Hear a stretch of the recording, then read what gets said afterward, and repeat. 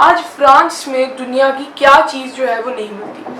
France में बड़े बड़े मॉन्यूमेंट्स हैं, आईफिल टावर है फ्रांस में। फ्रांस में परफ्यूम्स हैं, गिवेंशी, डायर, शनेल। फ्रांस में जो है वर्ल्ड की सबसे अच्छी सेवरी बेकरी जो है वो भी फ्रांस में, फ्रेंच बेकरी जिसे कहते हैं, पेरिस में। फ्रांस में आपकी गाड़ियों के इतने ब्रांड्स हैं, सिट्रोइन है, पोर्शे है, रेनो है। फ्रांस सिर्फ इन्हीं चीज़ों के लिए नहीं जाना जाता। फ्रांस में डेमोक्रेसी की शुरुआत हुई थी। इस दुनिया में सबसे पहली डेमोक्रेसी जो थी वो फ्रांस थी।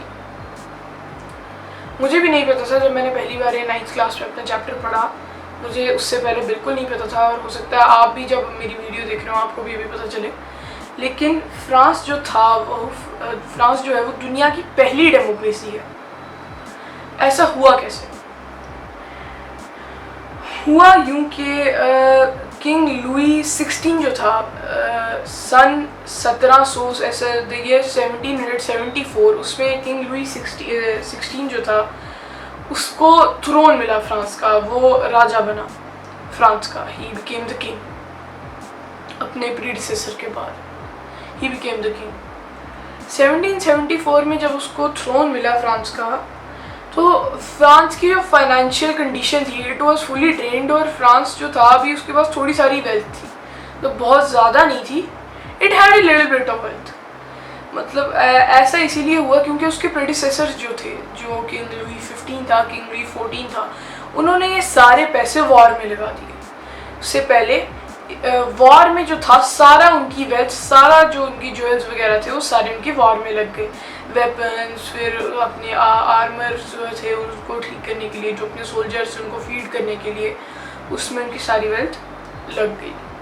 जब किंग लुई 16 आया, he had no money in his hand, almost no money. मतलब जैसे उसे अगर कंट्री चलानी है तो उसके लिए उसके पूरी कंट्री के पास उसके पास अपनी पूरी कंट्री के लिए पैसे नहीं है, सिर्फ अपने घर चलाने के लिए पैसे हैं, ऐसा समझ लीजिए। पर घर चलाने के लिए भी कुछ ज़्यादा ही पैसे हैं। ऐसा नहीं था कि वो अगर उन पैसों का इस्तेमाल आगे हम पढ़ेंगे, किंग लुई के पास जितने भी पैसे थे वॉर के, because of the war all the money was drained, and जितना भी मनी बचा था, जो भी बचे कुछ थे, वेल्थ वगैरह थी, वो किंग लुई 16 को मिल गई। He inherited the wealth from his predecessors. जब किंग लुई 16 को वो वेल्थ मिली तो उसको ही वॉज एक्चुअली मतलब ही वॉज नॉट लाइक एक बहुत अच्छा रूलर है, बहुत अच्छा लीडर है फ्रांस का।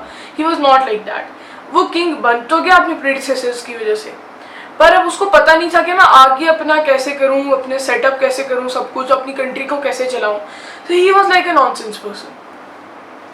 तो उसने क्या किया कि 5-6 साल, 7-8 साल तक वो एंजॉय करता रहा अपनी वेल्थ जो उसके पास बची कुछ थी, कुछ खास तो थी नहीं वो। उसी के अंदर उसने अपना कैसल रेनोवेशंस कराई, फिर अपनी लग्जरीज लिव की। घोड़े आ रहे हैं, यहाँ से पार्टीज हो रही हैं, get togethers, big dinners, and taking care of the castle, big fortress he inherited from his predecessors. तो उसने अपने सारे पैसे ऑलमोस्ट इन सारी चीज़ों पे खर्च दिए, अपनी ही लग्जरीज पर। तो फ्रांस जो था it was on the end line of bankruptcy. France went bankrupt. France जो था पूरे तरीके से बैंकरप्ट हो गया। उसके बाद king Louis 16, under king Louis 16 the 13 American colonies, the King Louis 16 helped the 13 American colonies to gain their independence from Britain.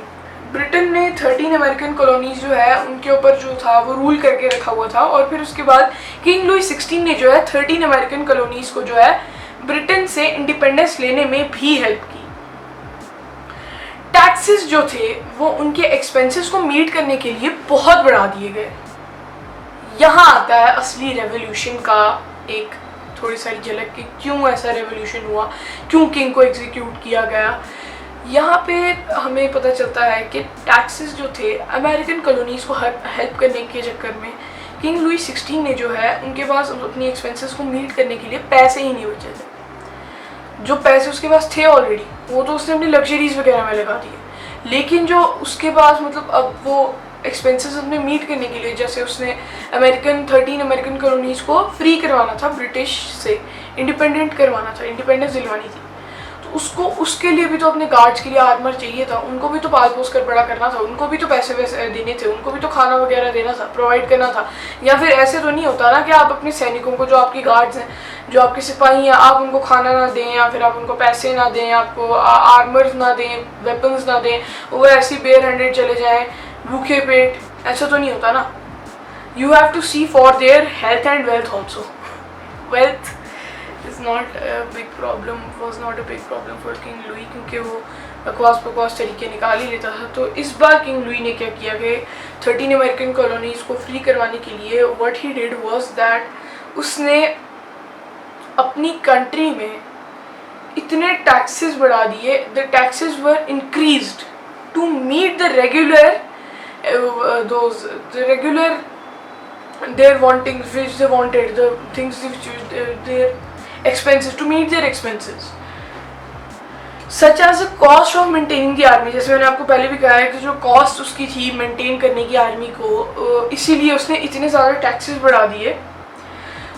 Court को मेंटेन करने के लिए, गवर्नमेंट को रन करने के लिए, एम्प्लॉयज़ भी तो होते हैं गवर्नमेंट में, चर्चेज थे, उन्हें इतने पैसे जो है वो दिए जाते थे, यूनिवर्सिटीज़ थी, ऑफिसेस थे, उन्हें भी तो वहाँ पे पेमेंट करनी पड़ती थी, वहाँ पे फीस जो है वो भी लोगों को जमा करनी पड़ती थी। फिर वहाँ पे एम्प्लॉयज़ जो थे, टीचर्स जो थे यूनिवर्सिटीज़ में, कोर्ट्स में जो लॉयर्स थे, ऑफिसेस में जो the people who worked in the offices, the employees, they also had to get paid from the king himself.